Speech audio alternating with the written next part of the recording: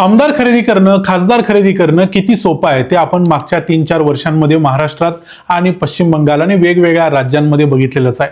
भारतात ही गोष्ट आता विशेष अशी राहिली नाही, कारण ही गोष्ट वारंवार होतच असते. पण तामिळनाडूमध्ये मात्र एक गोष्ट लक्षात आली की आमदार खरेदी करणं वाटतं तेवढं सोपं नाही, कारण तामिळनाडूने एक नवा पायंडा पाडलाय.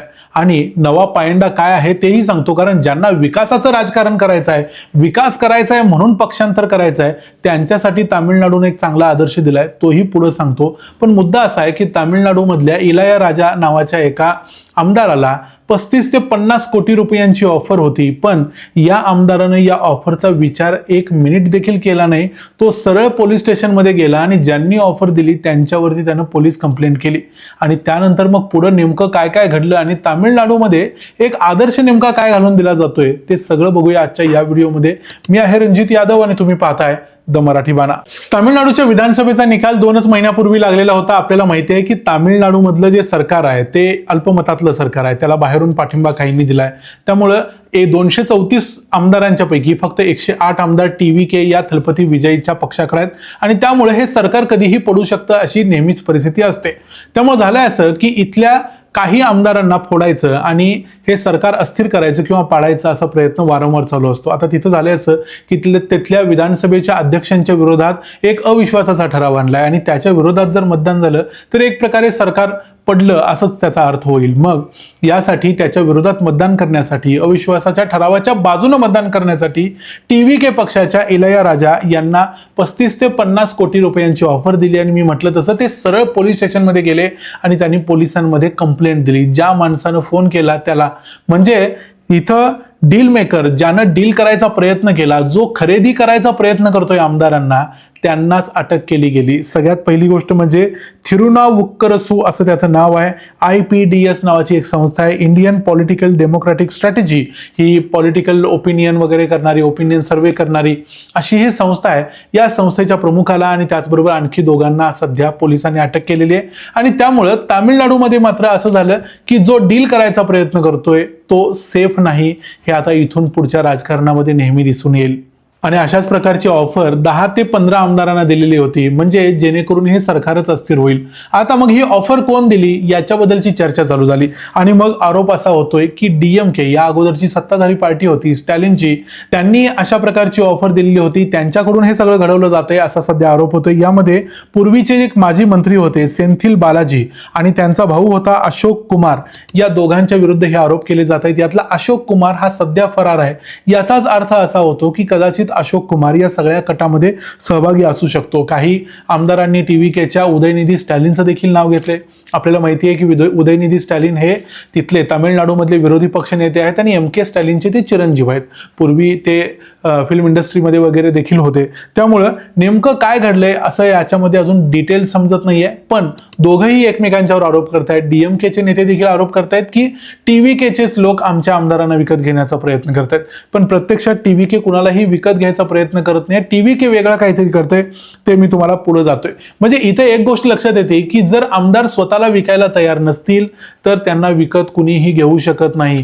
हे महाराष्ट्रात का होत नाही हे प्रश्न आपल्याला पुढे विचारावाच लागेल. तर मुद्दा असा झालाय याच्यामध्ये की ही जी सत्तेत असणारी लोक आहेत ही फक्त मागचे 2 महिने झाली सत्तेत आहेत.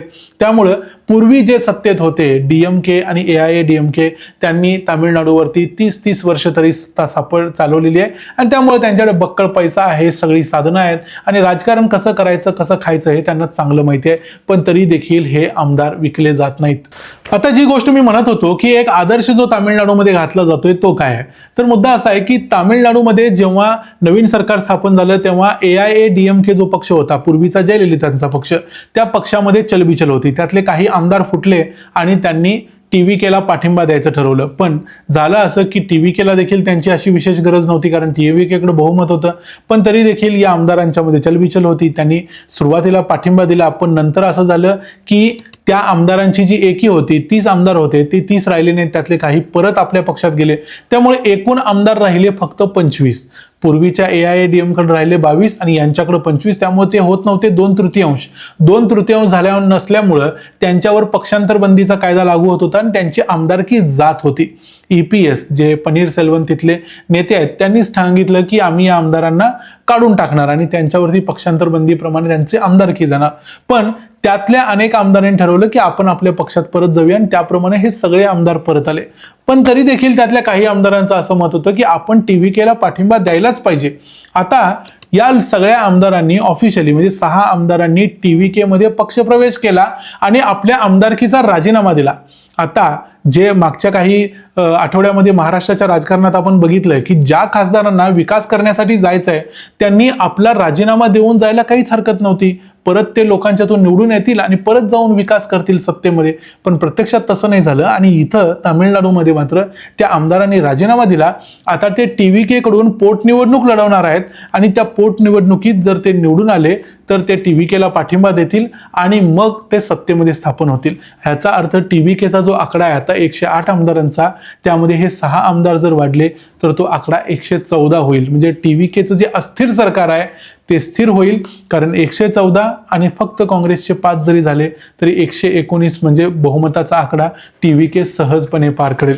आणि या सगळ्या गोष्टींच्या बळावरच TVKनं एक नवीन पायंडा यामध्ये घालण्याचा प्रयत्न केला आणि हा आदेश त्यांना विजय थलपती यांनीच दिला की तुम्ही सरळ राजीनामा द्या आणि आमच्या पक्षामध्ये या आणि निवडणूक लढवा.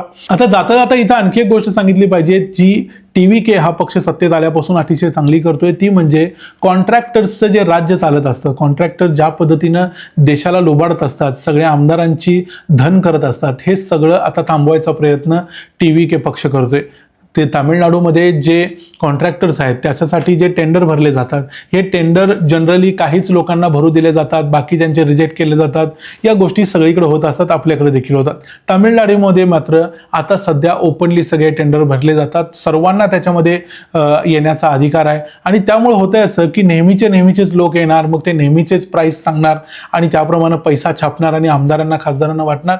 ही गोष्ट तिथं बंद झालेली आहे. 25 लाखाचं कॉन्ट्रॅक्ट असेल तर 25 लाखाचं कॉन्ट्रॅक्ट पूर्वी 27.5 लाखापर्यंत दिलं जायचं आणि त्यातून 20 ते 40% कट हा आमदार खासदारांना मंत्र्यांना वाटला जायचा आणि उरलेल्या पैशामध्ये रस्त्याचं काम आणि उरलेली जी काही मलाई असेल ती कॉन्ट्रॅक्टरची.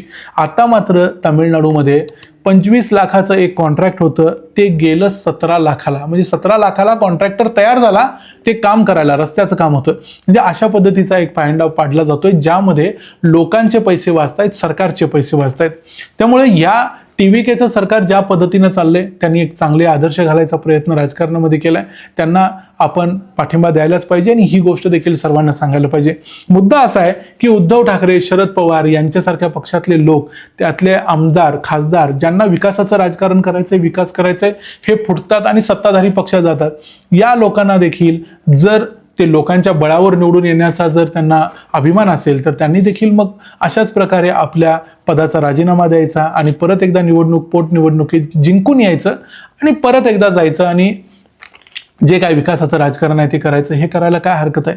पण तशी गोष्ट अनेक ठिकाणी होताना दिसत नाही आणि हेच आपल्या राजकारणातलं सर्वात वाईट गोष्ट आहे. आणि ही गोष्ट बदलण्याचा प्रयत्न तामिळनाडूपासून होतोय, तो बाकीच्यांनी देखील घेतला पाहिजे आणि आपल्याकडे देखील आला पाहिजे, असं आमचं मत आहे. तुम्हाला काय वाटतं या सगळ्या प्रकरणाबद्दल ते आम्हाला कमेंट्समध्ये जरूर सांगा. व्हिडिओ आवडला असेल तर व्हिडिओला लाईक करा, चॅनलला सबस्क्राईब करा. पुन्हा भेटू पुढच्या व्हिडिओमध्ये. तोपर्यंत पाहत राहा द मराठी बाणा. जय हिंद, जय महाराष्ट्र.